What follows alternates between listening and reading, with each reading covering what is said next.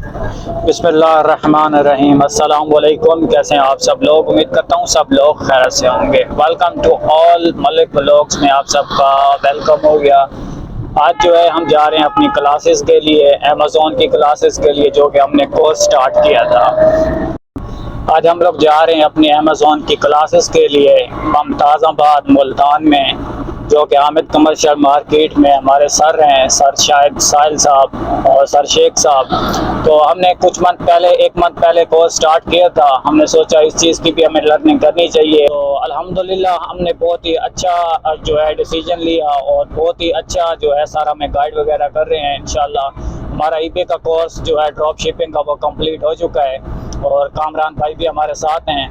तो इसी तरह से जो है अभी हमारा जो अमेज़ॉन का जो है वो कोर्स जो है अभी स्टार्ट हो चुका है। बाकी कोई भी आप अगर इस टाइम जो है वर्क लेते हैं, चाहे यूट्यूब फेसबुक का, तो इस टाइम कंपटीशन बहुत हाई है।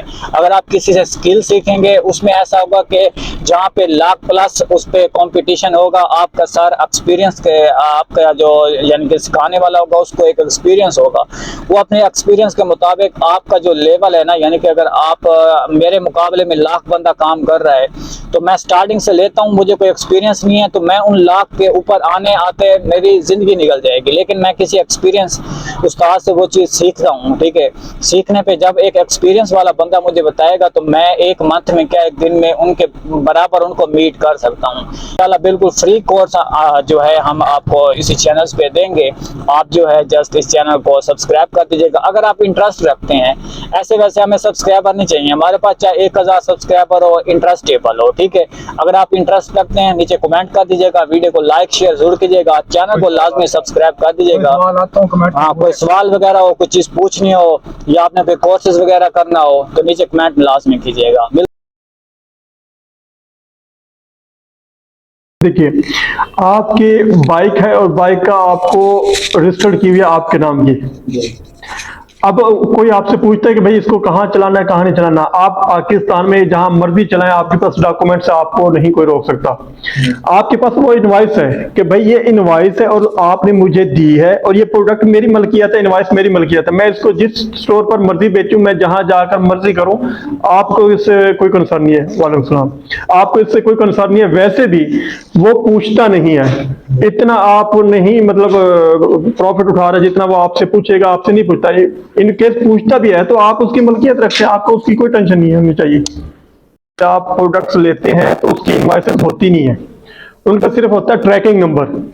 एक तो इनवॉइस नहीं होती ना, वो अमेज़न आपकी ट्रैकिंग एक्सेप्ट करेगा।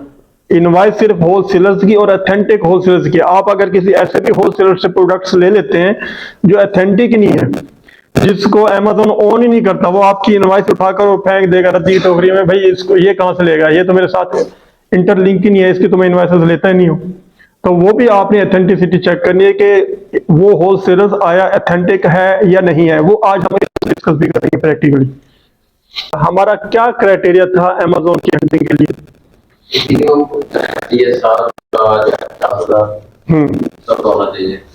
मिनिमम कम से कम जो है इससे ऊपर ही चाहिए हमें, नीचे के।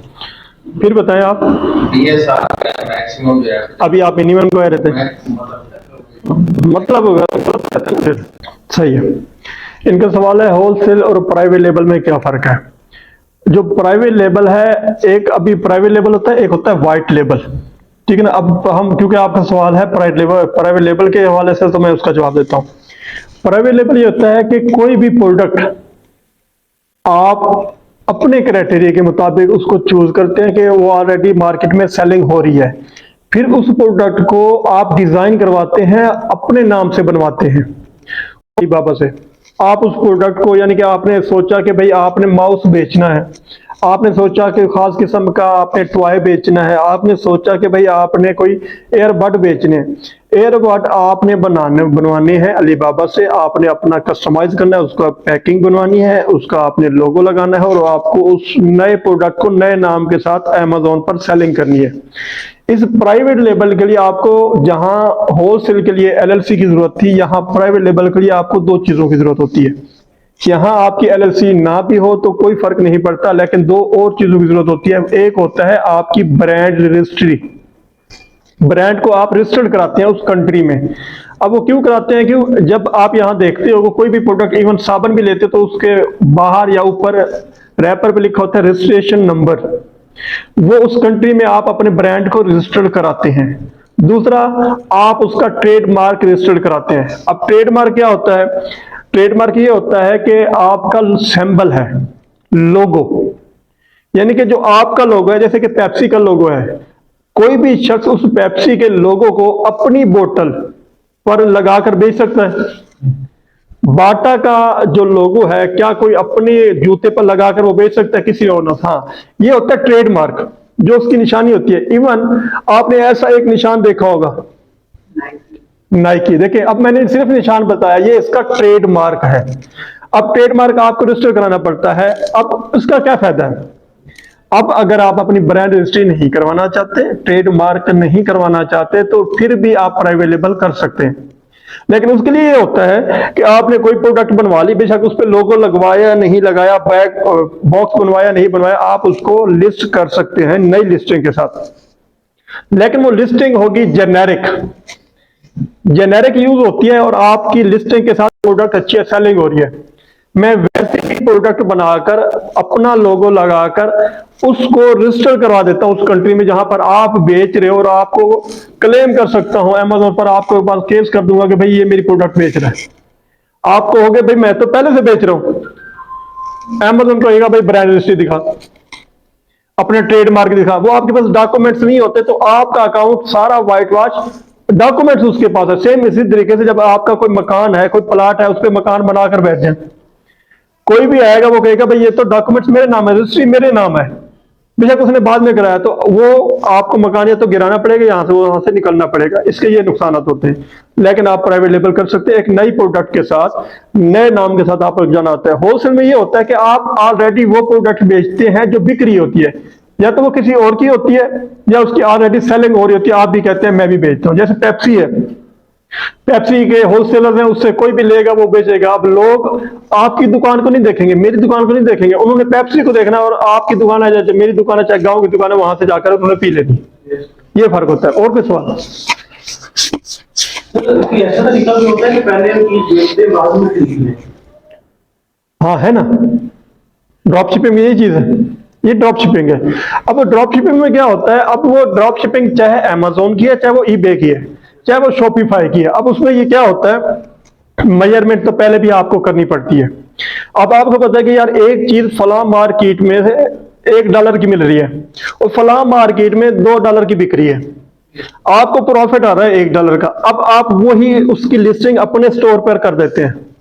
अब आपके पास वो प्रोडक्ट है नहीं फिजिकली, जैसे ही आपको ऑर्डर आता है, आपने वो ऑर्डर रिसीव करते हैं, और जहां से आपको सोर्स हो रही है वही एड्रेस, वही सारा कुछ उसको दे देते हैं कि भाई इस एड्रेस पर ये भेज दे।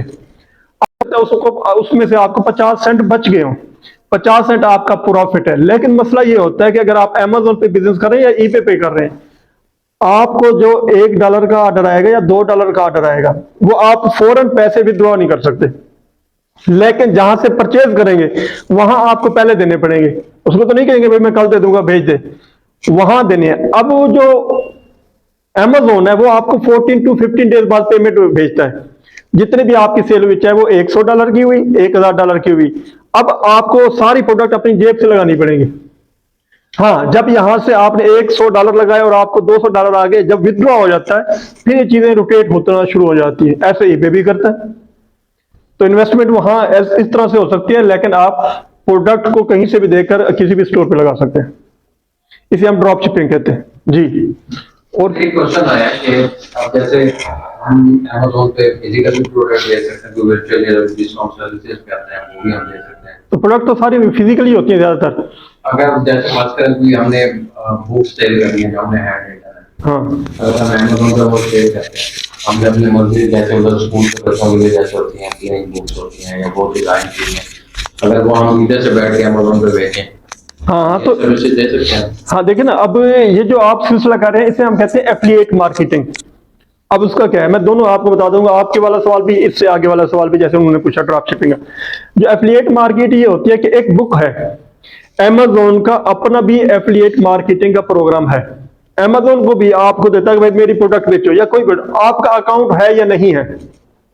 अब आपको क्या पता है कि एक प्रोडक्ट है या एक बुक है वो बहुत फेमस है, आप उसी प्रोडक्ट को लोगों तक पहुंचाते हैं, चाहे वो ईमेल के थ्रू, चाहे आप अमेजोन के थ्रू, चाहे आप उसको किसी भी फेसबुक मार्केटिंग से किए, तो वो आपको उसका कमीशन देता है, affiliate marketing. Same like property dealer plot दिखाता है और वहां से अपना कमीशन लेता है, इसे हम कहते हैं एफिलिएट मार्केट। आप बुक्स बेच सकते हो। दूसरा ये होता है कि अगर आपने बुक्स बेचनी है, जो बुक्स होती है वो जाहिर सी बात है किसी की कंपनी की रिटर्न होती है, वो मेजोरिटी आपको बेचने का अलाउ ही नहीं करता, वो एक ही बंदा बैठा होता है, क्योंकि बुक्स ऐसी चीज नहीं है जो डेली में रूटीन हो। हाँ, अब आपके पास वो पीडीएफ में आ गई बुक्स, आपने ले ली, वो वर्चुअल बुक्स ही पीडीएफ में आ गई, तब भी आप उसको सेल नहीं कर सकते, क्योंकि आपने अपने लिए ली थी, ना कि आगे सेल आउट करने के लिए। हाँ, अगर आप चाहें तो अपनी लोकल मार्केट पर बेच सकते हैं, लेकिन इंटरनेशनल मार्केट में जहां से खरीदे वहां पर नहीं सेल कर सकते। नहीं, अगर हम बुक डिजाइन करके अमेज़न पे बेचना चाहें, नहीं, बुक तो डिजाइन कर लेंगे ना, उसके अंदर कंटेंट भी तो होगा ना। वो कंटेंट तो जाहिर सी बात है लिख लेंगे, या वो अच्छा, मतलब आप चाह रहे हो कि आपकी अपनी लिखी हुई बुक, हाँ। हाँ तो बेच सकते हैं कि नहीं बेच सकते, आपकी अपनी है। और वर्चुअल बुक का ये फायदा होता है कि ये वन टाइम इन्वेस्टमेंट है और बार बार बिकनी है। ऐसे बहुत सारे लोग हैं, हमारी भी अभी वेबसाइट्स डिजाइन हो रही है, डिजिटल लाजा, DIGITLAZA, डिजिटल लाजा। ये वेबसाइट हमारी तैयार हो रही है, जहां पर हम अपनी सर्विस देंगे, हमारे टीममेट्स हैं, और यहाँ हमारे जो कोर्स हम डिजाइन करेंगे वहां पर सेलिंग होंगे, और ये इंटरनेशनल मार्केट में सेल होंगे, कि वहां पर कोर्सेज लगे होंगे। किसी ने अमेजोन का कोर्स करना है तो हम आपको देंगे ये $2 का, फर्ज किया $2 का, उसको सिर्फ एक्सेस मिलेगी, वो कोर्स, उसको रिकॉर्डिंग लेक्चर मिल जाएंगे, वो उसको करेगा, और उससे हमें हो सकता है हमें $2,000 है, हमारे कोर्स की, या $1 है, तो ये की जा सकती है, ये सबसे अच्छी चीज है। मतलब इसमें रिस्क तो नहीं होता कि नहीं। जैसे हम अमेज़न पे सेल कर रहे हैं, आप इसके भी वही चार्जेस होंगे कि 40%? नहीं, देखिए, अमेज़न ने कमीशन 15% होते हैं ना, हर कैटेगरी के मुख्तलिफ होते हैं। हम जब ये चीज कर रहे होते हैं तो हम टैक्स 4%, इस वजह से हम चीजों को मैक्सिमाइज करते हैं कि चलो अगर इतना भी पड़ गया तो फिर भी इतना मुनाफा है। इसी वजह से हम 15% मैक्सिमम करते हैं कि अगर ये तो देना ही देना, हो सकता है कहीं $10 देना पड़ जाए किसी कैटेगरी में, तो इसका मतलब ये है कि हमें बाकी चीजें फायदा हो जाएंगी। इसके लिए आज हम डिस्कस करेंगे प्रॉफिट निकालने के लिए, वो एक कैलकुलेटर होता है, FBA रेवेन्यू कैलकुलेटर। वो आज आपके कोर्स में, आपके लेक्चर में कराया जाएगा, कैसे आप पता करेंगे कि इसकी फुलफिलमेंट कितनी है, और इसकी जनाब स्टोरेज कितनी है, और इसके अलावा आपकी रेफरल फीस कितनी है, जो 3% देते हैं, और कुछ। सर, ये सोर्सिंग का तरीका हर चीज का मुख्तलिफ होता है। हाँ, होलसेल का लेना होगा, ड्रॉपशिपिंग का लेना होगा। नहीं, देखिए ना, अब जहां तक होलसेल या ऑनलाइन आर्बिट्राज या ड्रॉप शिपिंग है, थोड़ा सा डिफरेंट ये होता है। होलसेलर्स में आप लोग प्रोडक्ट जो सोर्स करते हैं वो होलसेलर से करते हैं, ऑथेंटिक होलसेलर से, वेबसाइट से। ऑनलाइन आर्बिट्राज अलग है, ये ऑनलाइन आर्बिट्राज या होलसेल में कुछ फर्क नहीं है, लेकिन ये दो अलग अलग कोर्स लोगों ने बनाए हुए हैं। आप उससे पैसे वसूल करने के लिए आर्बिट्राज करना है, वही चीज है, होलसेल करना है, वही चीज है। आर्बिट्राज में सिर्फ ये फर्क होता है कि आपने प्रोडक्ट उसी क्राइटेरिया के मुताबिक हंट करनी है, लेकिन जब सोर्स करते हैं वो सोर्स आप वॉलमार्ट से कर लेते हैं, आप रिटेल का काम करें और किसी रिटेलर से ले लेते हैं, या ईबे से कर लेते हैं, सैम क्लब से कर लेते हैं, होम डिपोट से कर लेते हैं, या ABC कहीं से कर लेते हैं। वो रिटेलर, उनकी इनवॉइस नहीं होती, ये आ जाता है ऑनलाइन आर्बिट्राज में। लेकिन जब आप होलसेल में काम करते हैं तो आपको ऑथेंटिक होलसेलर से या ब्रांड से अप्रूवल लेकर करना पड़ता है, इतना सा फर्क है, बाकी दोनों कोर्स का सेम ही क्राइटेरिया। उसमें वो नहीं लेनी पड़ेगी, ब्रांड से वो नहीं लेनी पड़ेगी ऑनलाइन आर्बिट्राज में। देखिए ना, ऑनलाइन आर्बिट्राज में जब आप रिटेलर से लेंगे तो उनकी इनवॉइसेस होती नहीं है। किसी भी वॉलमार्ट से कोई आप प्रोडक्ट लेंगे, उनकी इनवॉइसेस नहीं होती, उनके सिर्फ ट्रैकिंग नंबर होते हैं। लेकिन बिल फर्ज अगर इनवॉइसेस होकर दूसरी मार्केट में बेच रहा है, ठीक है ना, वो इनवॉइस लेगा नहीं, वो कहता है कि बल्क में ले और मुझे रिटेल में बेचे। इसी वजह से तो हम उसको, वो आर्बिट्राज इसलिए था कि मतलब चलो कोई अगर इंडिविजुअल अकाउंट के साथ आता है थोड़ी इन्वेस्टमेंट के साथ तो चलो खेल कूद करता रहे, लेकिन अगर आप उन्हें होलसेल करना है, ज्यादा बल्क में मुनाफा उठाना है, अब जो बंदा वॉलमार्ट पे बेच रहा है वो भी तो कहीं से ले रहा है ना। अब जो कहीं से ले रहा है, अब फर्ज के वो होलसेल से ले रहा है $10 की, वॉलमार्ट पे बेच रहा है $15 की, और आप वॉलमार्ट से लेकर $15 की आप बेच रहे हैं $25 की अमेजोन पर, अब आप और होलसेलर्स के दरमियान कौन बैठा हुआ है? वॉलमार्ट बैठा हुआ ना, Yes, sir. थर्ड पार्टी बैठी हुई है। अब आपने थर्ड पार्टी को निकालना है। आपने डायरेक्ट होलसेलर से कहते थे जो आपको $5 एक्स्ट्रा वॉलमार्ट से देने पड़ रहे थे, वो आपको बच जाने थे और आप डायरेक्ट $25 का मुनाफा कमाते या जितना भी था। इस हमने दरमियान में 3PL को निकालना है, थर्ड पार्टी को निकालना है। सेम इसी तरीके से अगर एक किसान चीज काश्त करता है, अगर वो डायरेक्ट मंडी में आकर बेचे तो उसको ज्यादा मुनाफा हो, लेकिन इनके दरमियान आरटी होते हैं, वो वहां से किसान से सस्ती चीज लेकर मंडी में आकर महंगी बेचते हैं। ना इतना किसान को फायदा होता है, ना इतना हमें कंज्यूमर को फायदा होता है। दरमियान में आरटी जनाब पंजारों पे घूम रहे होते हैं। इन आरटियों से हमने निकलना है, ये सिलसिला होता है। और कुछ काफी हो गया, कोई और सवाल है किसी के? चले प्रैक्टिकल की तरफ। चल, बाकी आपको कोई भी कोर्सेस, अगर आप कोई कोर्स वगैरह पहले से कर रहे हैं, कोई किस्म का आपका क्वेश्चन हो, आप जो है नीचे कमेंट करके हमसे पूछ सकते हैं। कोई किस्म की आपने बात पूछनी हो, कोई आपने कोर्स करना हो, उसके मुतल्लिक आपने पूछना हो कि भाई इसमें अर्निंग कितनी है, इसका यानी कि फ़ायदा क्या है, कब से अर्निंग स्टार्ट होगी, फुल बाय फुल आपको आंसर मिलेंगे। जस्ट आप लोगों ने करना क्या है, वीडियो को लाइक करना है, शेयर करना है और सब्सक्राइब लाजमी करना है। आप लोगों का यही तावन चाहिए। हम आपसे कोई फीस वगैरह नहीं ले रहे, कुछ भी नहीं ले रहे, जस्ट कि आप लोगों की सिर्फ एक मोहब्बत चाहिए। इससे ये होगा कि जो न्यू देखने वाले आएंगे उन पे इम्प्रेशन बढ़ेगा और हम इससे मोटिवेट होंगे भी चलो हमारी मेहनत थोड़ी रंग ला रही है। बाकी आप फिज़िकल मुल्तान में रहते हैं, ये कोर्स करना चाहते हैं, भावलपुर मुल्तान वगैरह, यहाँ पर हमारे कुछ जो है क्लासमेट थे यहाँ पर स्टूडेंट जो कि भावलपुर वगैरह यानी कि दूर दूर से भी आते हैं। 1 वीक में 2 क्लासेस होती हैं, आप जो है वो भी यहाँ पे यानी कि आप ले सकते हैं। अगर आप मुल्तान में फिज़िकल जो है ये कोर्स करना चाहते हैं तो ज़रूर जो है नीचे कमेंट कीजिएगा, हम आपको फुल डिटेल्स प्रोवाइड कर देंगे।